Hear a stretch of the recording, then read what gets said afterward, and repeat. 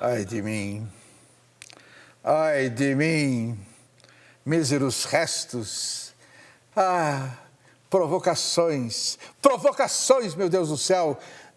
Para falar essa palavra, devia vir a grega, a Medeia. Os gregos deviam invadir São Paulo para falar provocações. Que palavra é essa? Medeia que tem que falar. Os gregos têm que invadir provocações.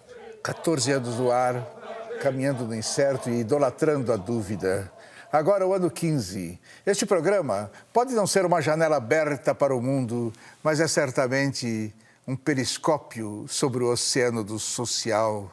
Provocações, meu Deus do céu, provocações! Bom, preparem-se. Estão preparados? Tudo bem. Está aqui sentada ao meu lado uma professora de literatura. Ela é apaixonada por Guimarães Rosa, Mia Couto, Nelson Rodrigues, Gabriel Garcia Marques e outros. Mas não é sobre eles que ela vem falar aqui. É sobre a sua própria vida, mudada, depois que leu um livro escrito por uma mulher que esteve neste programa há exatamente 5 anos. Gabriela Leite. Vocês se lembram dela? Tem que se lembrar, é impossível não lembrar de Gabriela Leite. E o nome do livro? Filha, Mãe, Avó e Puta. Foi no exercício da profissão de puta que a nossa professora, Gabriela Natália Silva, se encontrou na vida. Vamos ver como foi. Vamos ver como foi, porque, como eu disse, preparem-se. O nome de guerra dela é Lola Benvenuti. Lola Benvenuti. 22 anos de idade, tão jovem. Quem é você? De onde você veio? Para onde você pensa que vai? Fala sobre você um pouco. Bom, são coisas que eu aprendo todos os dias. Eu sei que hoje eu sou escritora, sou puta, sou blogueira. Mas não sei, acho que com o livro se abriram vários caminhos e tenho pensado muito nisso, assim, sobre quem eu sou, para onde eu vou. Acho que é uma pergunta sempre atual e que eu sempre estou pensando a respeito, assim. Bom, o que eu disse na sua apresentação e a sua resposta à primeira pergunta esgotam o assunto? Não, eu não sei, desde que eu me formei, enfim, foram se apresentando vários caminhos. Eu nunca achei que o meu blog ia tomar esse parâmetro na minha vida, que ia mudar a minha vida do dia para a noite, que eu ia lançar um livro, enfim, estou recebendo propostas de filmes. Então, eu vejo como uma maré de coisas que eu ainda vou viver. Acho que é só o começo, né? Tem uma frase sua que eu vou falar aqui e que é muito corajosa. Eu sempre fui assim. A única diferença é que agora eu cobro. Uhum. É verdade, assim. Ser puta te cura dos males da alma? Olha, eu não sei se eu tenho males na alma. Eu acho que o sexo, pra mim, sempre foi visto de uma maneira muito natural.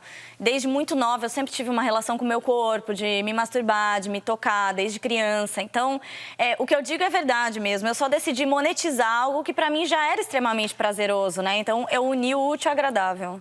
Quais eram antes e quais são agora, em realidade, os teus males da alma? Acho que, eu diria que a dificuldade de ter feito essa escolha é que é uma batalha diária.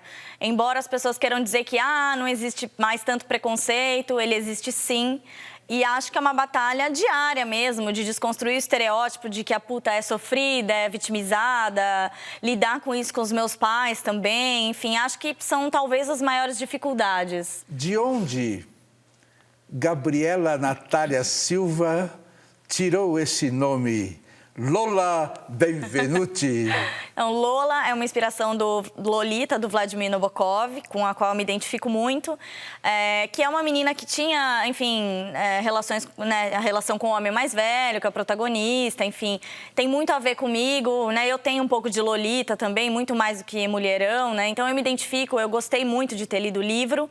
E o Benvenuti eu precisava de um sobrenome de efeito, e aí achei que Bem-vindo, né, que é em italiano, seria engraçado. E aí ficou, Lola Benvenuti. Como se decidiu pela prostituição? Veio de repente essa vontade ou já era alguma coisa que vinha vindo há muito tempo? Já vinha vindo. Eu acho que desde que eu assisti Bonequinha de Luxo com a Audrey Hepburn, a imagem que eu tinha de prostituição era muito mais essa, talvez como algo fetichista mesmo. Então eu já vinha imaginando como seria a minha vida se eu fosse puta, enfim. E as minhas primeiras experiências foram aos 17 anos, ainda no interior, porque eu queria saber como eu me sentia cobrando. E sempre me senti muito bem, desde a primeira experiência, mas só vim assumir no último ano da faculdade. Eu falei, bom, já dei orgulho para os meus pais, já fiz faculdade, agora eu vou fazer o que eu quero. Foi mais ou menos assim.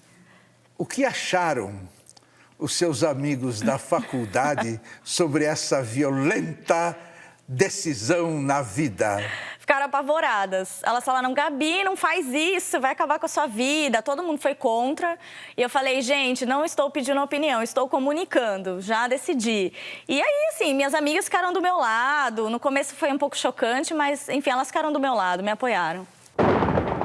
Tem aquelas que têm prazer de fazer a prostituição, essa eu respeito. Mas a prostituição em si, como uma sobrevivência, eu acho que é o limite da decadência. Ora, quem é que vai se empenhar num banco de uma faculdade, de uma universidade, para buscar uma formação? É muito mais fácil ficar lá, não preciso fazer força nenhuma.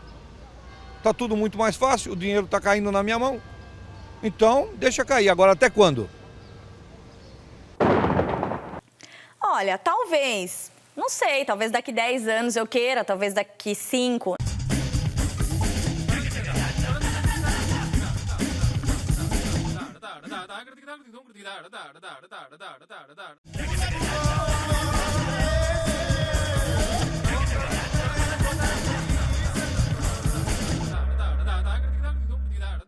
Seu pai, um militar, e sua mãe, como é que os dois reagiram a essa loucura que você decidiu?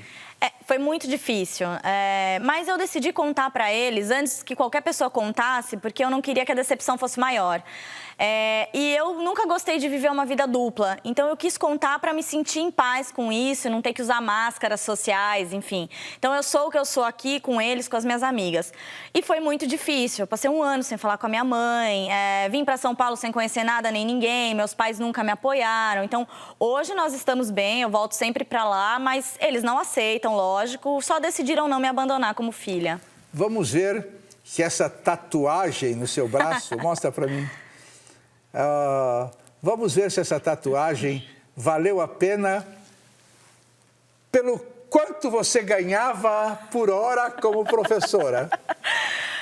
Valeu a pena. Eu acho que tudo que eu escolhi na minha vida, eu não me arrependo. Acho que foram vivências válidas.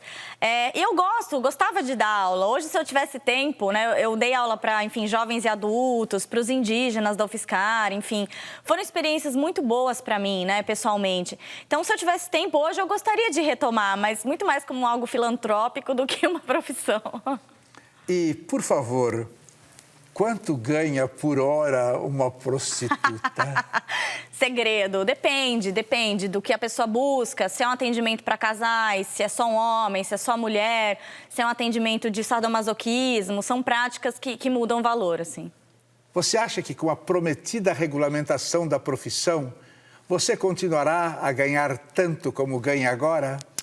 Eu acho que são várias questões, né? Tem uma cláusula na regulamentação que diz que eles concordam com essa coisa da cafetinagem, da casa levar uma porcentagem. Nisso eu não concordo.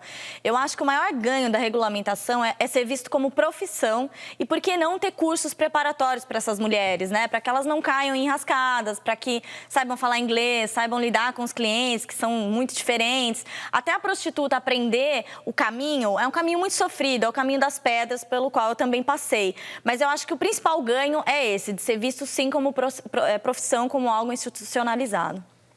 E você já ficou rica? Não, eu estou batalhando muito. Eu vivo bem, mas não estou rica.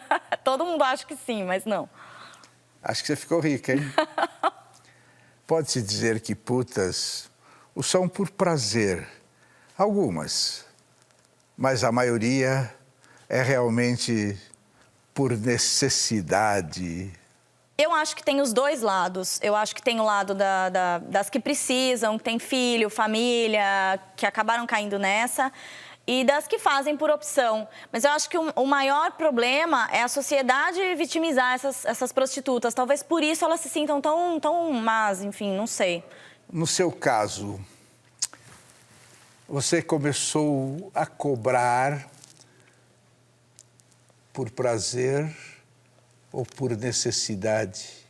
Não, por prazer. Eu venho de uma família boa, não tinha necessidade financeira, é mais um fetiche mesmo. E eu sempre falo, a primeira vez que eu fiz um programa, eu não lembro quanto eu cobrei, mas foi muito mais do que a minha mesada. E aí eu fui pra casa feliz da vida, falei, ai, transei e ainda levei um dinheiro, assim, foi ótimo. Lola, diz pra mim uma coisa. Você pretende casar e ter filhos? Olha, talvez, não sei, talvez daqui 10 anos eu queira, talvez daqui 5. Não é o sonho da minha vida, me casar e ter filhos. Eu tenho outras coisas que eu gostaria de realizar.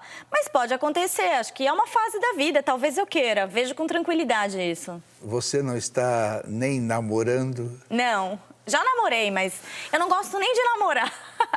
Eu gosto muito da liberdade. Eu tenho carinho por algumas pessoas com as quais eu me relaciono, mas não sinto essa necessidade de ter um namorado, do título. Eu sou muito fã da minha liberdade, assim. Eu gosto muito disso. Agora, dizem que você divide a prostituição com outras atividades. Uhum. Quais são essas outras atividades? Então, hoje eu faço várias coisas, né? Escrevi o livro, tenho meu blog, que eu me dedico muito. Eu tenho um portal de voz com a Band, onde eu publico contos eróticos e as pessoas ligam para ouvir.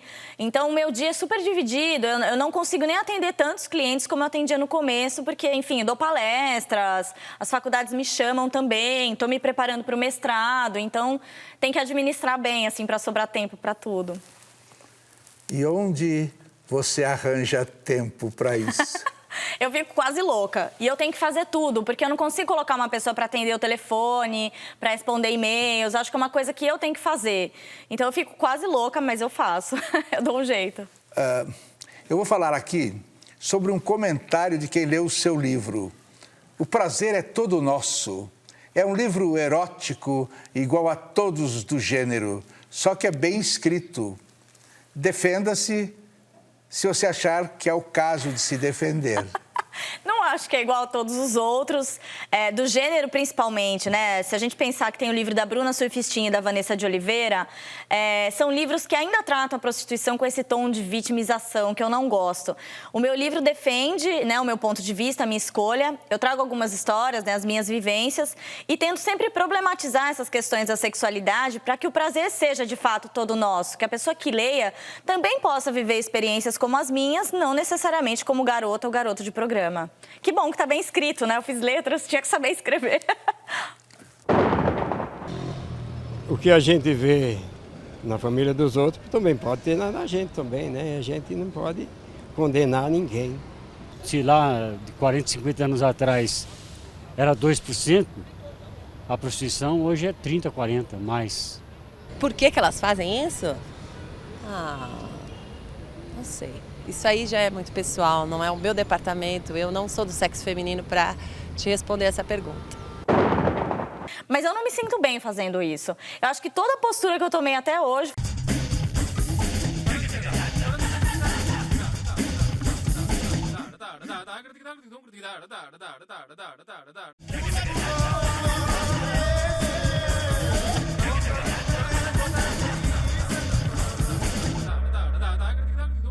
Outra opinião sobre você.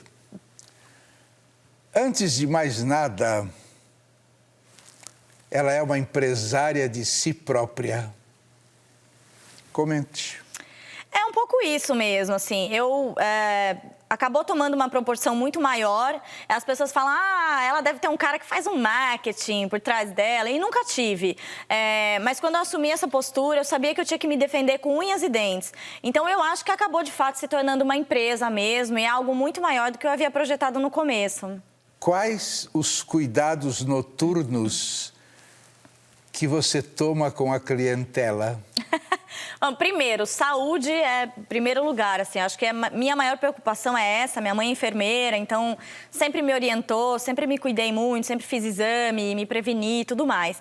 E a minha vida, é engraçada, é mais diurna do que noturna, os meus atendimentos. Mas assim, eu atendo sempre em hotel e motel, não entro no carro de ninguém, não levo na minha casa, não vou em residência, tem sempre alguém que sabe onde eu tô. Então, essas medidas já me ajudam muito, nunca me aconteceu nada de ruim. Lola, como foi a situação mais inesperada que você viveu em seu serviço? Olha, eu não cheguei a viver, mas recebi uma proposta para transar com orangotango, num filme. E aí eu achei bem estranho, assim, homenagem com a mãe e o irmão, treinar cães para zoofilia, acho que esses estão entre os piores. Que eu vivi mesmo, só um calote de um gringo que me pagou em peso e aí fui trocar, o dinheiro não valia mais. Acho que essa foi a pior, assim, de resto, acho que nada tão traumático. Como os homens, em geral, encaram as prostitutas? Eu acho que tem uma supervalorização. Outro dia eu estava debatendo com as feministas, né, umas feministas da USP, e elas estavam dizendo que cobrar por sexo objetifica a mulher. E eu me sinto empoderada, né, cobrando por sexo. Então, acho que são visões diferentes. Eu acho que o homem dá esse valor também. Quando a mulher, enfim, ela sabe se colocar, eu acho que tem os dois lados. O homem que empodera e o homem que vê como objeto. E eu acho que é uma luta das prostitutas, por isso eu apoio a regulamentação, para que sejamos vistas como mulheres empoderadas, não como objetos. Eu acho que os homens, na minha vida pessoal, quando não estão me contratando, ficam apavoradíssimos. Eles acham que eu vou fazer posições mirabolantes e aí desesperam. Mas, de maneira geral, eu lido com isso com tranquilidade, assim. Eu entendo que os homens se apavoram com uma mulher experiente. Olha, não. E o que você está lendo no momento? Eu estou lendo um livro do John Cleland, que é Fanny Hill, Memórias de uma Mulher de Prazer. Conta a história de uma prostituta do século XVIII, desculpa, que é órfã e vai viver algumas experiências como garota de programa e narra isso de uma maneira muito divertida, sem culpa. É um livro bem interessante. Dizem que essa sua tatuagem tem uma frase de Manuel Bandeira, é verdade? Tem várias. Essa é do Manuel Bandeira, essa aqui é do Grande Sertão Veredas e essa é um poema do Drummond. Mostra mais para mim. Essa é a mais recente que eu fiz. E aqui? Essa é do Grande Sertão Veredas. Que é a vida, hein? Então, eu vou fazer uma pergunta singela, muito simples para você. Lola, como está o seu país, professora? Eu não sei, acho que tem muitas questões ainda para serem debatidas, para serem repensadas. Eu acho que as pessoas precisam se abrir mais para dialogar, né? Em todos os aspectos. Eu lido muito mais com o aspecto sexual, então eu vejo problemas em todas as esferas, né? De que adianta sair uma capa na Veja, onde Moema é o bairro que concentra, enfim, opções de diversão sexual, se as pessoas se reprimem, se as pessoas criticam.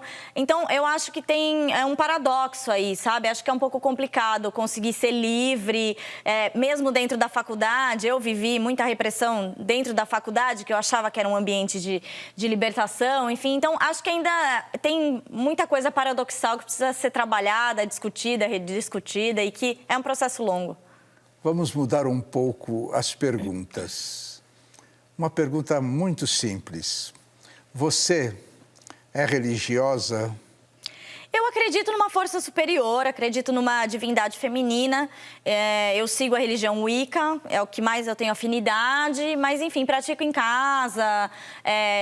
Tenho uma coisa bem forte com isso, mas não vou à igreja, enfim, não frequento nenhuma religião mesmo que tenha um templo.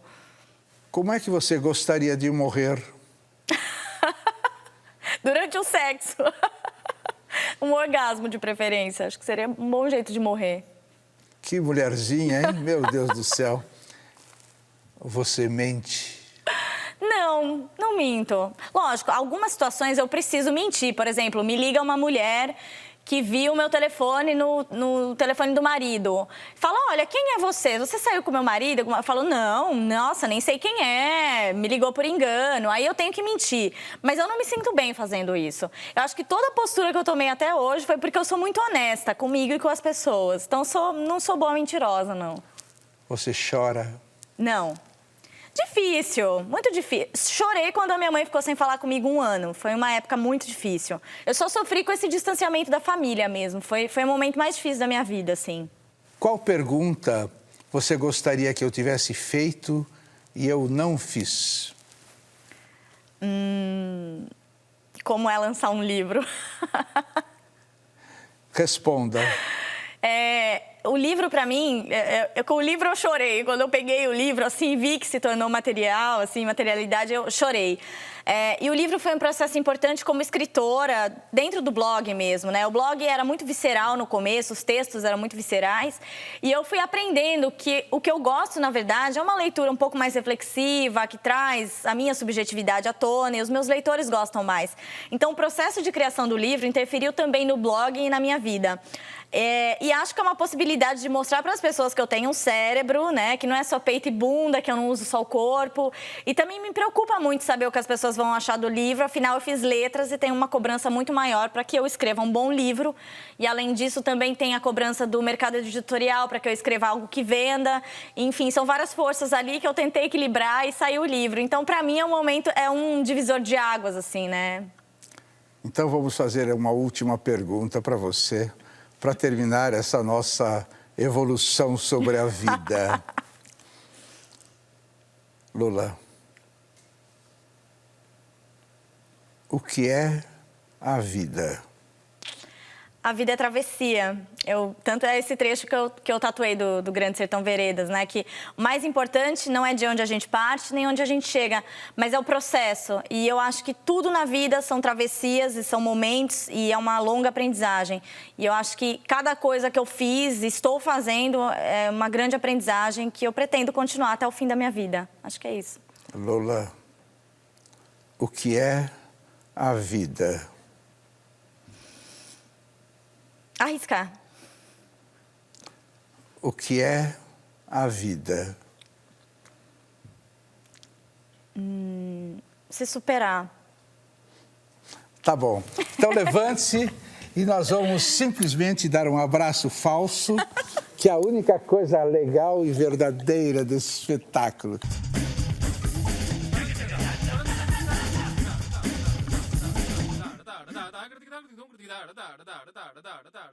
O louva-a-Deus era um comilão dos diabos. Como a maioria dos insetos, ele só pensava em comer e em copular. Passava o dia mastigando tudo que fosse comível, mas quanto a copular, a questão era mais delicada. Ele sabia que a primeira vez que ele copulasse seria também a sua última. Qualquer das fêmeas que por ali rondavam iria devorá-lo após o ato sexual. Por isso, ao louva-a-Deus, só restava a masturbação e comer o mais que ele pudesse antes que fosse comido. Um dia, ao deglutir uma folha, deu de cara com uma lindíssima fêmea que o encantou. Corpo esguio, pernas compridas e bem torneadas, asas brilhantes e um olhar de desfalecer.